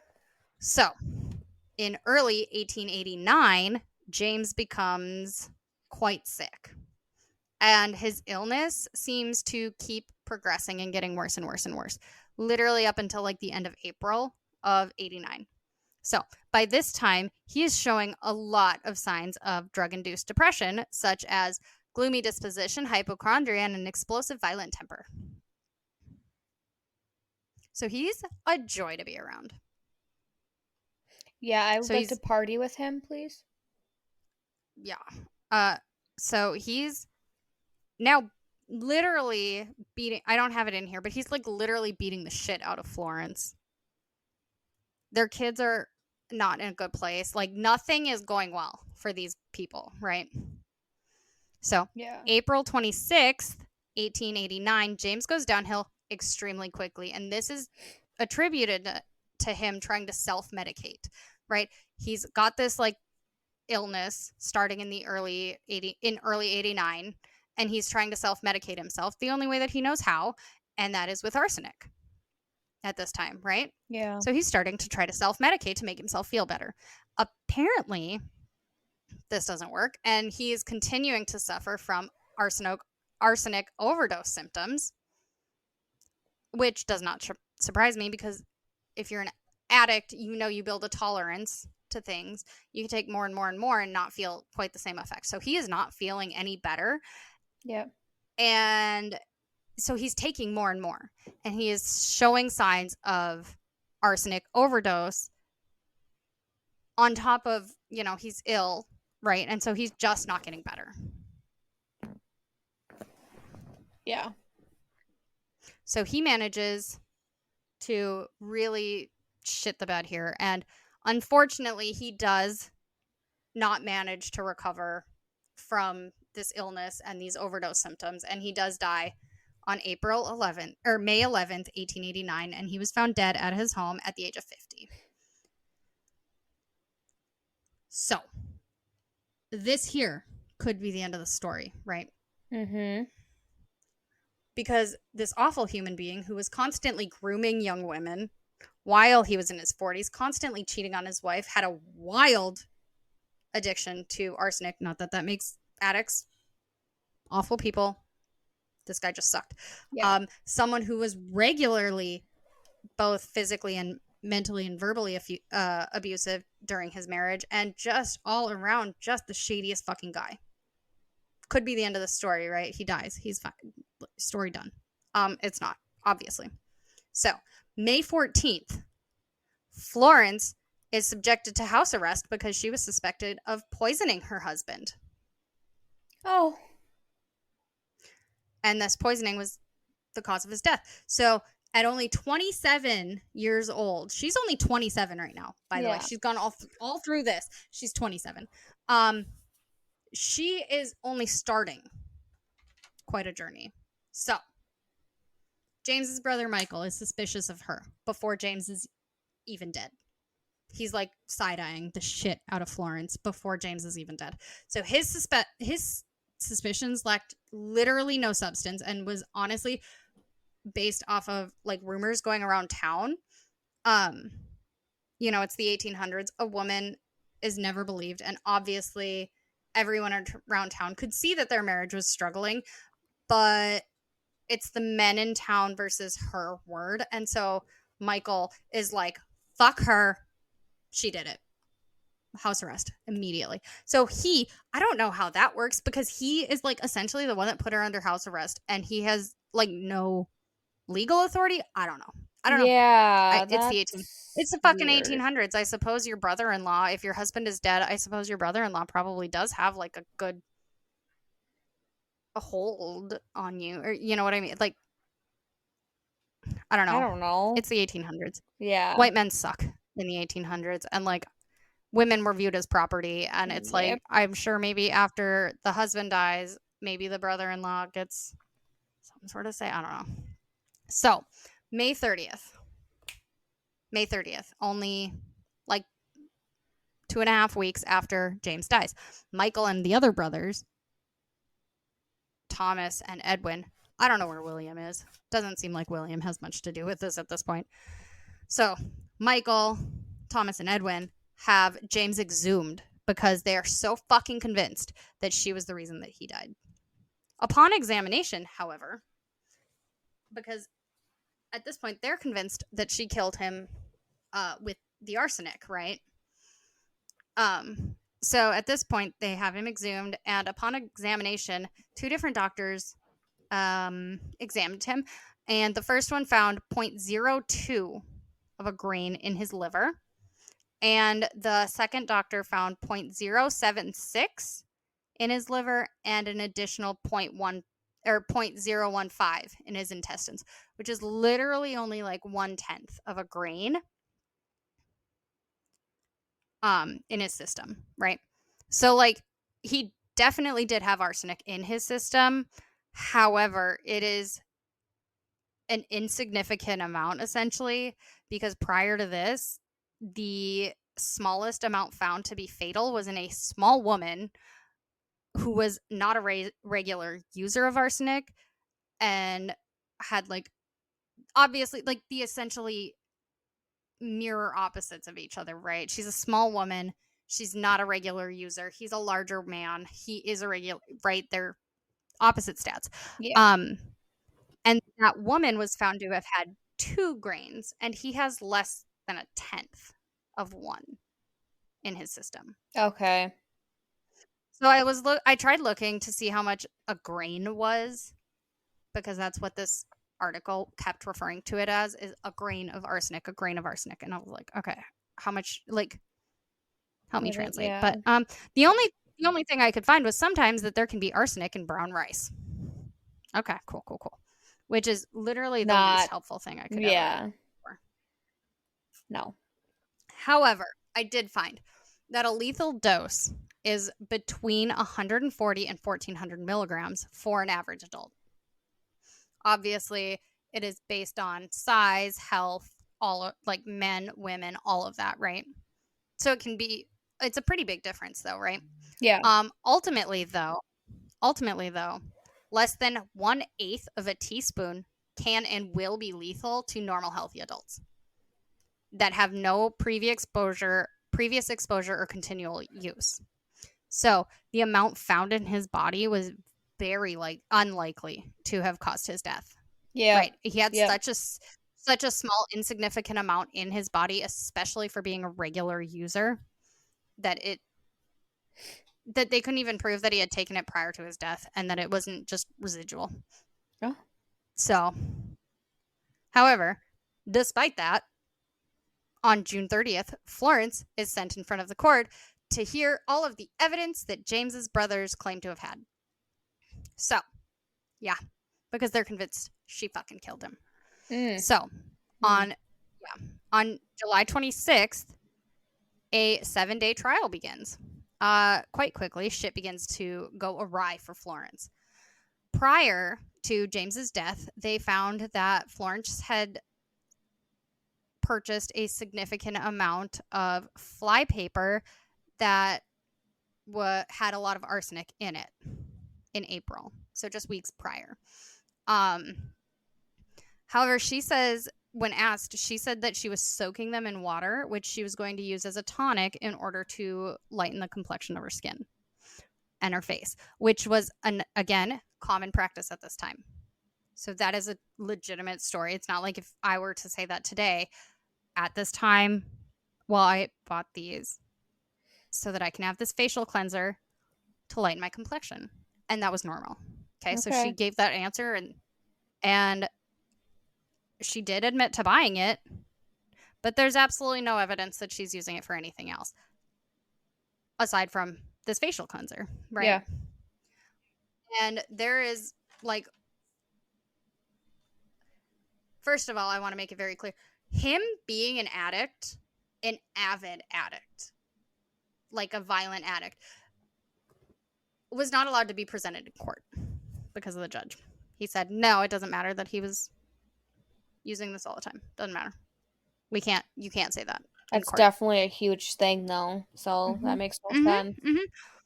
Yep. Oh, get ready to be mad here. So he's a known arsenic abuser, but they're not allowed to say it in court. There's no evidence that the arsenic that he did have in his body was administered by anybody but himself. Because if he's using it, and they're just trace amounts. He could have gotten so sick that he couldn't take anymore. Yeah. As it's working itself out. You know what I mean? So it's like there's literally no evidence that he is not the one that administered it to himself. Yeah. But they don't fucking care. The judge goes, not an issue. Not an issue. We're keeping it. There's arsenic in his body. We're keeping it. She did it.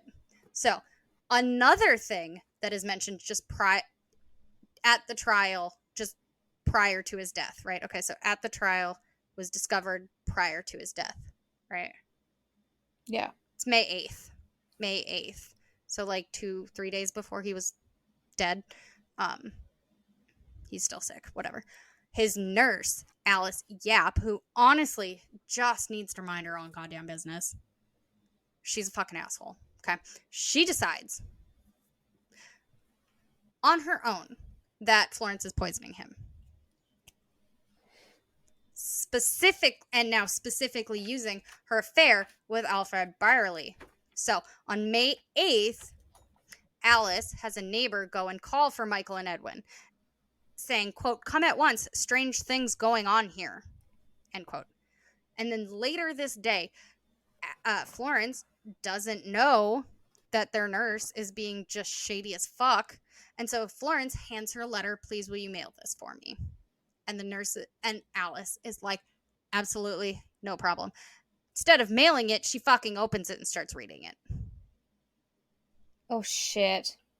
Because she's already told the brothers that Florence killed him because of this affair partner. So now she's like, "Look, I have the evidence in my fucking hand." This letter is written to Alfred Byerly. Okay, it is addressed to him. Okay. However, it is basically just like updating him on James's status, right? He's doing this. We have the nurses, blah, blah, blah. His brothers are here. Like, my brother-in-laws are here. Like,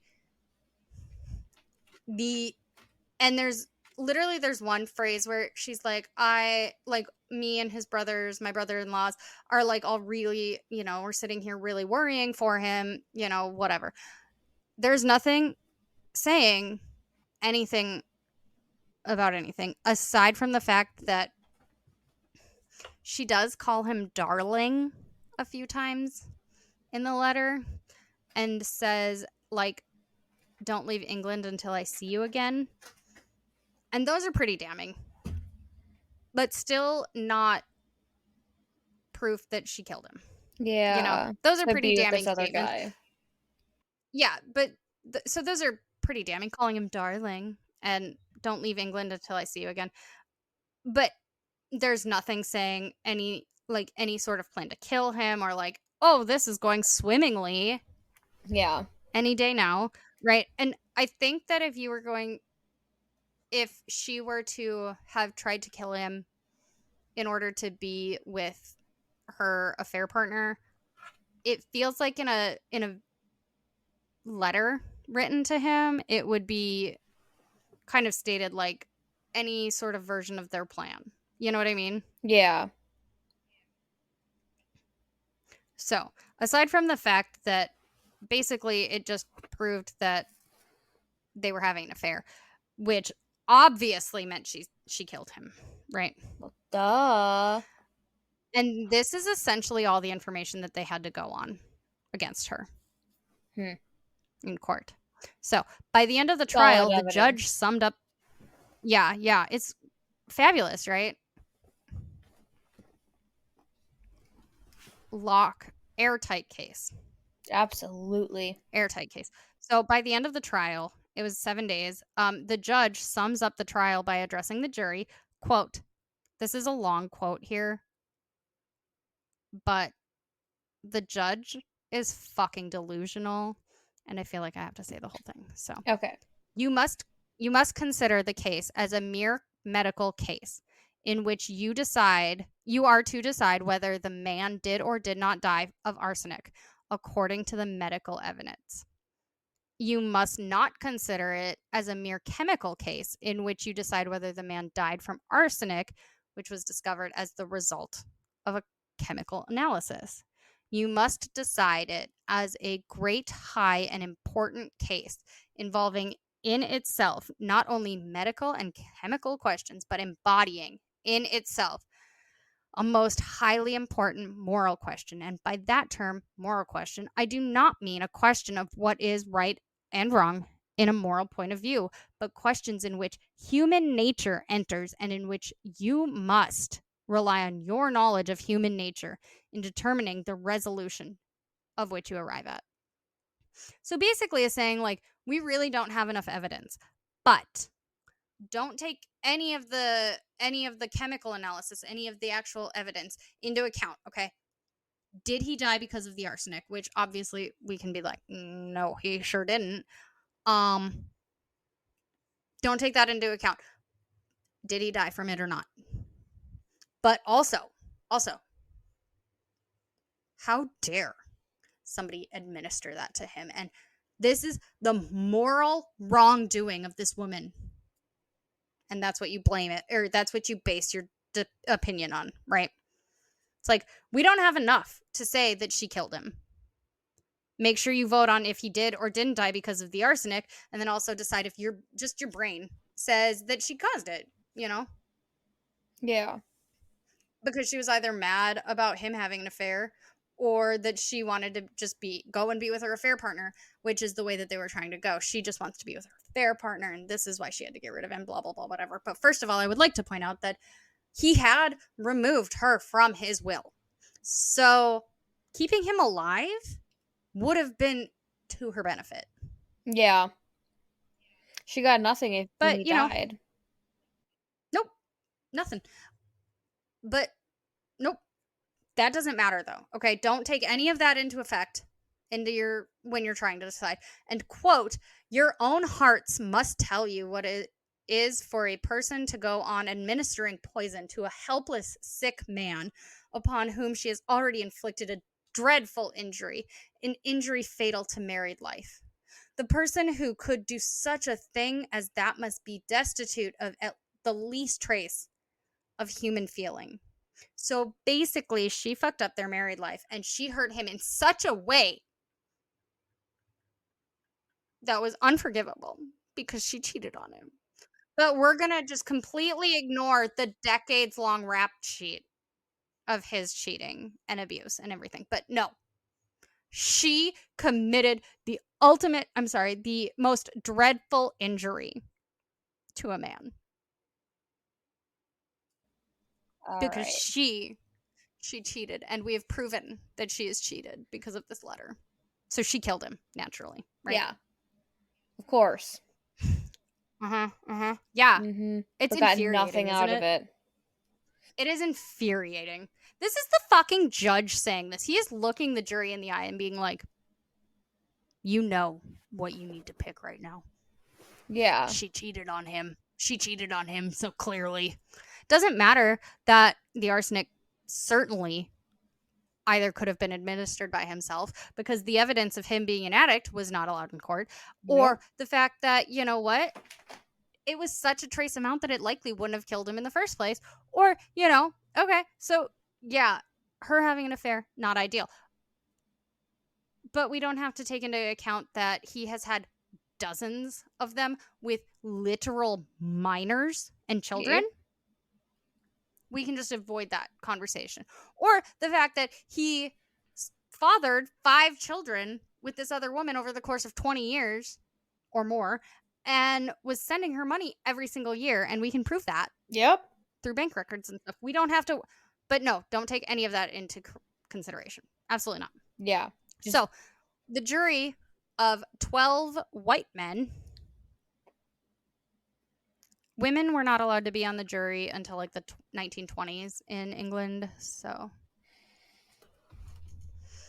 she's kind of doomed from the fucking start here. Oh yeah. Took Definitely. 35 minutes. 35 fucking minutes to come back from deliberation with a guilty verdict and sentenced her to death. Shut up. Yep. 35 minutes and they sentenced her to death. Quote, the court doth order you to be taken from hence to the place from whence you came, and thence whence, it's weird, Ooh. to the place of execution, and that you be hanged by the neck until you are dead, and that your body be afterward buried within the precincts of the prison in which you shall be confined after your conviction, and may the Lord have mercy on your soul. This is the fucking judge I don't like him. saying all of this. No, saying all of this. This is the fucking judge. That's pathetic.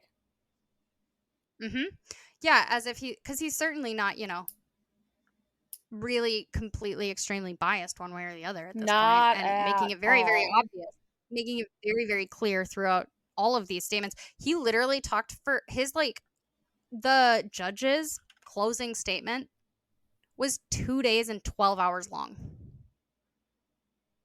What the fuck? Just talking to the jury and being like, you have to make sure that you listen to your fucking heart. He died of arsenic poisoning and she did it because she was cheating on him. Did they Like, ever? Did they find out what he actually died from? no, not necessarily. A lot of sources do say that it was probably some sort of organ failure from That. long-term exposure to arsenic, but it's not confirmed nor denied, nor, whatever. But it is kind of the general consensus now that it was not the amount of arsenic that was found in his body. Okay, I was just curious. I So, didn't know. yeah. No, so a lot of people think that either he could have gotten just ill from some other sickness going around that they could not treat or something like that, or he was just going through like organ failure and stuff, and Yeah. they at that time they were not able to find it or fix it or help him or whatever, so he just kept getting worse and worse and worse. Yeah. So they don't think that it was the amount of arsenic that they did find in his body, because they did find some. Well, yeah, that makes sense though. It wasn't enough. Yeah. So naturally, this story is getting fucking sensationalized, right? Because she's from the US, she's from Mobile, Alabama, and he's from the UK. So now this American woman is being tried for her husband's murder in the UK, and people from both the UK and the US are like, and they're all watching the court case here. They're watching the trial being like, the fuck is happening here? Yeah. Right? You don't have evidence. You don't have anything. Oh, you want them to just use their hearts and their brains to come to the what? But yet you're feeding them all this information. And don't mind any of the actual evidence. Yeah. So she had supporters literally worldwide being like, this is fucking stupid, right? To the point where 3 different American presidents, Robert Todd Lincoln, who is an American lawyer, businessman, and the son of Abe Lincoln, and hundreds of thousands of signatures were gathered. There were personal appeals to the Queen for her pardon, and from the vice president at the time, as well as all of the wives of the president's cabinet, are being like, no, you fucked up here. Yeah. Right? So, right? So all of these people were like, what the fuck? You don't have any evidence. Yeah. And all you do have is circumstantial at the very best. Yeah. You have nothing. And really, you're just listening to the judge. Yep. At this point, because he's like, hey, if you don't fucking say she's guilty, I'm coming for you, essentially, right? Mm-hmm. So all of these people that were like, as her supporters, had decided that not only was there evidence against her circumstantial at best, but the judge was also one of the articles that I read was wildly unstable. No shit. Right? So, between him being very blatantly biased in his statements, he claimed that a dog had also apparently died from arsenic. Why is that relevant? Well, where did that come from? Yep.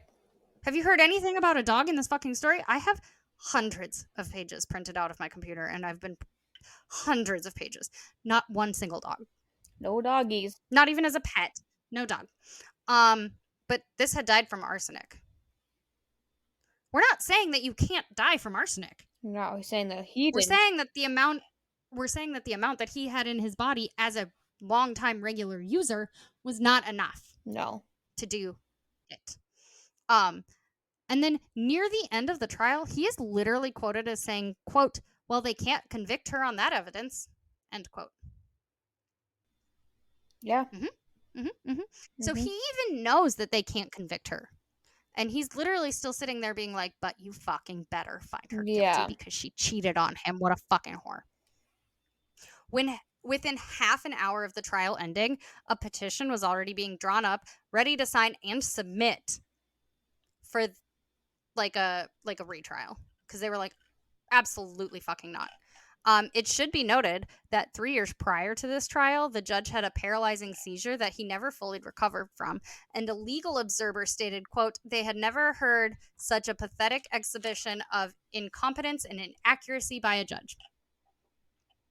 Um, now at Hmm. this time, now at this time, there was literally no way to remove a judge from seat, no matter how impaired or incompetent he's, like, no matter what, you could not remove a judge. Yeah.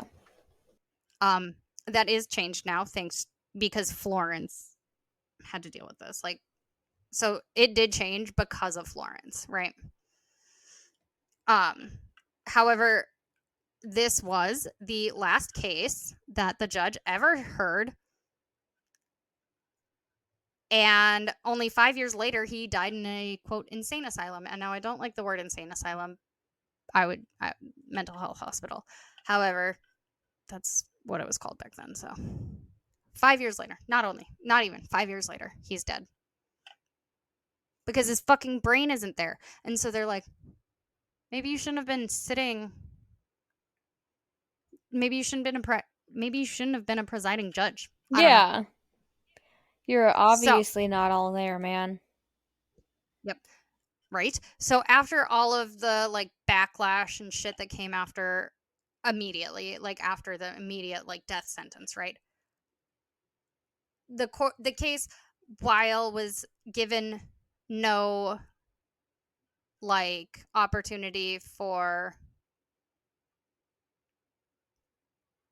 any, like, it was given any, like, this is your sentence, do not ever come back to us, period, end of story. We are not interested in hearing any sort of appeals, nothing at all, right?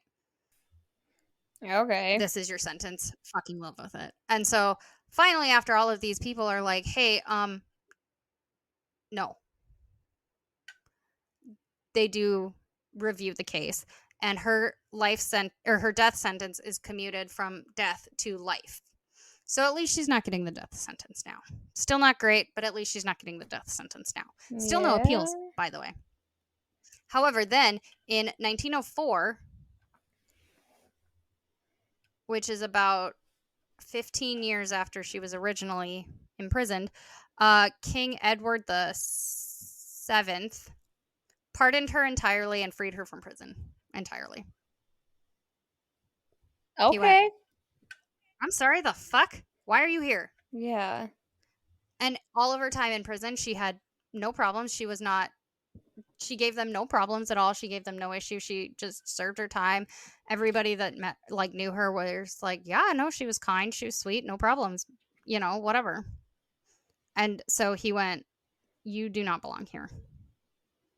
Run Goodbye. along now. Go home.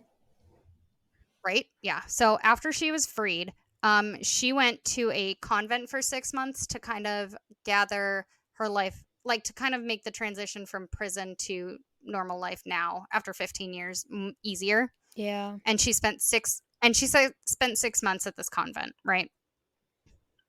After that, she headed to her mother in Paris for about a month, to visit and to be with her mom, right? Mm-hmm. And then after this like month or so with her mom, she heads back to the United States at 41 years old. She's 41, going back to the US.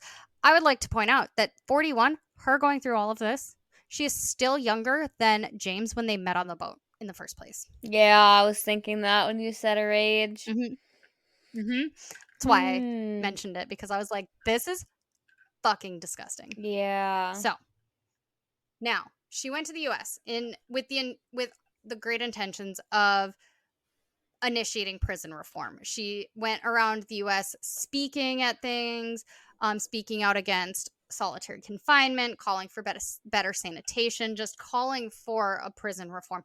And she did end up doing a lot of good as far as that goes, right? She ended up, like I said, like, the prior to her, there was no way to remove a judge from a case from sitting. There was no way. And now, because they looked at this case and they went, oh my God, we have to fix this, right? Yeah. And so she did a lot of good for not only the legal community, or like the legal side of it, but she also did a lot of good as far as the prison side of it, because she called for reform in basically every way. Better sanitation, solitary confinement, which we know now is really fucking problematic. It does more harm than good Yeah. 100% of the time. But so eventually this little tour circuit kind of dries up though, right? And so she's struggling with money.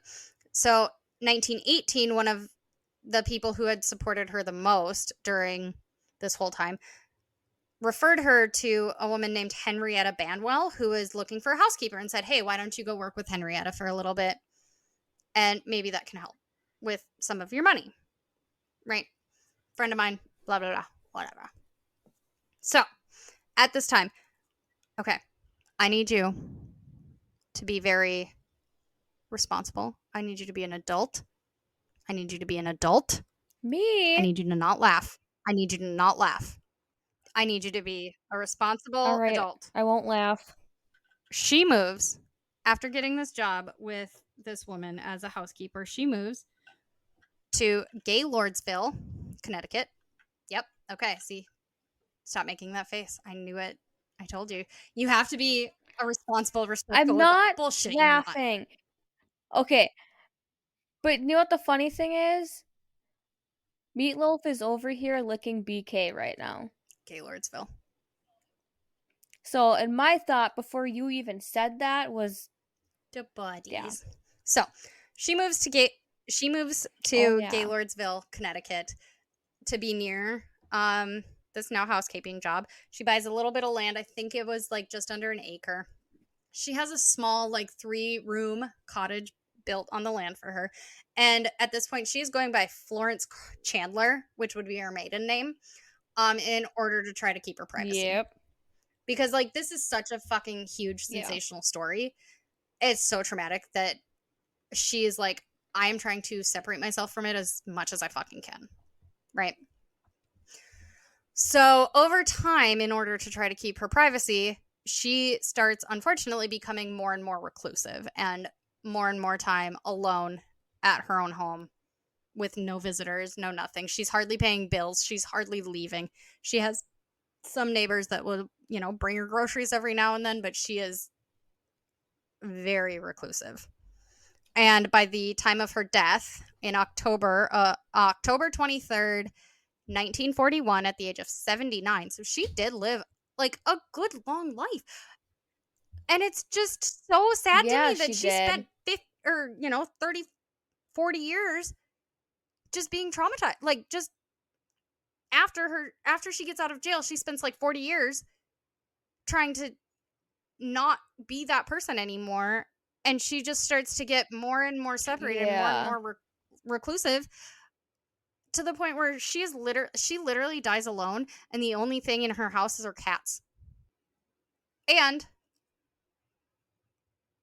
she never mentions her past. No, okay, I know, but she never mentioned her past to anybody. Okay, she never mentions it to anybody. So nobody is able to say, like, help her deal with any of this trauma, because they don't know that it happened, because they don't know her as Yeah. Florence Maybrick. They know her as Florence Chandler. And she's just this like lady who came and moved to the town in order to work as a housekeeper for this woman. And that's all they knew her as, and nobody thought to question it. But she wouldn't let anybody get close to her to try to help her. Yeah. Right? Which is really sad in my opinion. But so her entire life she did not mention that this was her past. In the 1920s, she did lend a dress to a friend and neighbor who had found a dry cleaning ticket that said Florence Maybrick on it. But she told her husband, okay, so she told her husband, and her husband decided, listen, clearly she doesn't want people to know. She's going by Florence. Yeah. She's going by Florence Chandler for a reason, so we are going to respect her decision here, and we are not going to tell anybody. We're not even going to tell her that we know, and we're going to act Good like deal. right? Good fucking friends right there. Remember in Right. Yep. the Barney and Betty Hill abduction case where it was like their friend went and told the news and the news did like a 10-part series on their abduction, Yeah. and we were like, you are not a friend, fucker. Mm-mm. And we really harped on how shitty that was of a friend. Do you remember that? Yep. This is the exact opposite of that. And that was all I could think of. I was like, wow, if only that person could have learned from these neighbors and friends of hers of how to keep your fucking mouth shut when it's not your story and not your business to tell. Exactly. Because Yeah. these guys, they didn't mention it to her. They didn't mention it to anybody else. They didn't tell her. Like, they kept it locked Yeah. up. If she The wanted only people to know, she would have talked about it. Exactly. And that is exactly what they did. The only time that it was found out that Florence Chandler and Florence Maybrick were one and the same was after her death. Um, and it was because at that point in time, after she had died, it did come out that they knew she was Florence Maybrick. Right. Yeah. However, most of the articles, because obviously, like, people are now like, oh my God, where did she end up? Right. Most articles highlighting her life um, focused on how her life and her trial changed English law and reformed prison and highlighted her work as someone working for prison reform. So they really Okay. highlighted like the good things that came out of this versus the shitty chaos that came out of it, Yeah. right? Yeah. So that made They me kind of happy to read. Is like her friends kept it under wraps literally until after she was dead, and then once she was dead and they found out about it, all of them seemed to want to focus on how this changed English, like the English legal system and prison reform and all of that, and how she did good even though this awful thing happened. yeah. So, unfortunately, she never saw her children again. They were adopted by family members. Oddly enough, Oh. her son died at age 29 in 1911 from what is called a mining accident. And like he might have been in a mine. He was like an engineer. Um, but he drank a bottle of cyanide, believing it was water. And so I don't know that that's necessarily a mining accident, even if it took place in a mine. I don't know. So Okay. Well. yeah. So Bobo leaves his sister Gladys with like a ton of money. I don't know, it was like 4,000 pounds at the time. I didn't even do the translation. I don't fucking care that much. Um, Gladys marries in 1912 and she died in 1971 at the age of 85, which feels very like recent considering this took place Yeah. in the 1800s and she died in the 70s. That's insane. Right? Right? Like my Holy like cow. parents were alive in 71. So my parents and the children or the child of this woman were alive at the same time. No problem. That's nuts. Isn't it just the craziest fucking thing? Anyways, so Yeah. now you may be thinking this is the end of this awful fucking tale. Because it's awful and tragic and nothing good happened in here. Right? Of course it's not though. Nah. We are going to Of be doing course it. it's not. We are going to Because be you doing went a down part a 2. deeper rabbit hole. This was supposed to be an easy, short story about the poor, tragic life of Florence Maybrick. Hmm. She took on a life of her own. So, are you ready for my last little paragraph? Yes. More than 100 years later, in 1992, a diary is found at the old Maybrick house under the floorboards during renovations in what was thought to be James's bedroom.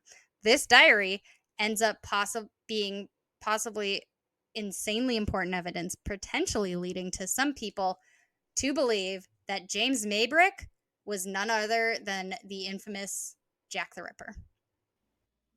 That's not where I thought that was going. So, since 1992, James Maybrick has been high on their list of potential Jack the Ripper suspects. Shut You up. see how I said that this was supposed to be nice and easy, and then it went off the fucking rails? Oh my god. Mm-hmm. I was not expecting it to go like that. What were I don't know what what I were was you expecting, but that's expecting? not it. You weren't expecting a Jack the I Ripper don't ending here? know. I thought like he was gonna admit to taking all the drugs and whatever. Well, okay, so the diary that was found does have some stuff in it Well, yeah, I figured, about, but we'll obviously discuss that at a later time. and so now we are going to move on to episode 2, which is going to be whether James Maybrick could or could not be Jack the Ripper. Ugh. Mhm. Well, fuck you. What? I thought that was a fun ending. But do you see how this story of this woman being like accused of killing her husband with just the shittiest trial ever? I was like, this is going to be easy. It's the 1800s. Bing, bang, boom, no problem. And how I realized that it was going to take a wild fucking left turn very quickly. And Yeah. how I needed it to be much longer than it was going to be in originally. But yeah, Yeah. so in the next episode, we will go over the diary that was found, other evidence supporting James Maybrick being Jack the Ripper, and other like evidence where he may not be. As soon as I saw that, I was like, I can't make this into one episode. No. It's Jack the Ripper. Nope. Like, I can't turn this whole story into one episode when 100 years later in the 90s it's like found out that he could potentially be Jack the Ripper. I can't put that in one No. episode. No. So It's definitely a two-parter. sure is. So, yep, that's what we will be doing for our next one is, do we think James Maybrick is Jack the Ripper? The infamous okay, I want to make it very clear. The Whitechapel district of London is where all the Jack the Ripper murders took place. The Whitechapel district of London is where Sarah Ann Robertson lived. The Whitechapel district is where her stepfather said, hey, they live in Whitechapel in his will. Ironic. So, yeah, if he's not Jack the Ripper, it'll be fun. It'll be fun. I'm really excited to like research more into this side of it now. Oh god. Yeah, because I found an article, or I found a website that, I don't know if it's the entirety of the journal or if it's like just bits and pieces of it. Yeah. Because it's like, yeah, well, it's like printed, so it's really small. So each like say page long entry could be 2 paragraphs or something on a computer screen. So I was reading some of it, and oh dear God! First of all, if it is James Maybrick, if it is his diary, oh dear God. Second, oh dear God, like just oh God. There's whoever wrote this diary, whoever did, whether it is related to James Maybrick, whether it is related to Jack the Ripper, whether it is related to who knows what, whether it's a hoax, doesn't matter. Whoever wrote this has so much fucking anger. All right. Now you're just teasing. I have been teasing you about this story for 2 weeks now. Yeah, I know, but now you just made it worse. Yeah, because now you know why I was teasing you. Oh. Yeah. Rude. All right, and that is my story. All right. That was a good story. Thank you. I was pretty proud of it. I liked it. Literally, it took a lot of turns. You It know, wasn't a straight path. It was. that's kind of what I was hoping for with this. And I really was hoping to throw you off before we got to it could be very possible that he is Jack the Ripper. I was Yeah, really but now hoping we gotta for you wait to be like, forever. okay, okay, cool. Now, unfortunately, she didn't see her kids again. Blah blah blah. This is the end of the story. And then I went, ha, nope, fucker. JK. Just kidding. We have a we have a tie to Jack the fucking Ripper. Oh my god. Mm-hmm, mm-hmm, mm-hmm. Okay, I'm hungry. All right, I have to pee. Follow us on socials: Facebook, Insta, Instagram, TikTok. Patreon, please. Everything is always linked. Mm-hmm. Y'all know the drill. Follow, like, subscribe. Share us with your Something. friends. Yeah, I mean, most people have friends on like us, so have at it. This is why I have to tell you my stories. That's fine. I liked listening to them. Good, good. I like telling them. So do all of the Good. things. Help us out here, guys. Please. We don't want to sound desperate, but Please. oh my god. Okay. All right. Chelsea, end it. Chelsea, end it. Okay. Bye. Bye.